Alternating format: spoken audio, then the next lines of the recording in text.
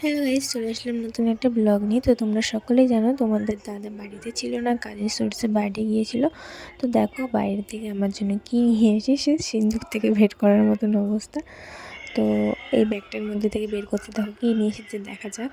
আমাকে এখনও কিন্তু বলা হয়েছিল না। তো ফাইনালি বেরিয়ে গেছে, আমার জন্য স্ট্রবেরি নিয়ে এসেছে। যাই হোক, আমি একদিনকে বলেছিলাম ও যখন বাইরে ছিল যে আমার স্ট্রবেরি খেতে ইচ্ছা করছে, আর এই সময় যেগুলো খেতে ইচ্ছে করে সেগুলো নাকি খেতে হয়। তো যাই হোক, স্ট্রবেরিগুলো বেশ ভালো ছিল, লাল লাল টাইপ মানে রঙের, বেশ রসালো ছিল।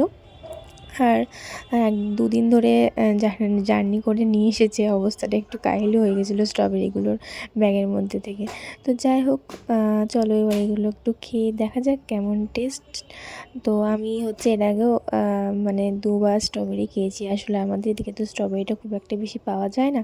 তো দেখো এদিকে স্ট্রবেরি খাচ্ছে আর আমার মুখের অবস্থা কি, মনে হচ্ছে যেন লাল রক্ত, এতটাই রসালো।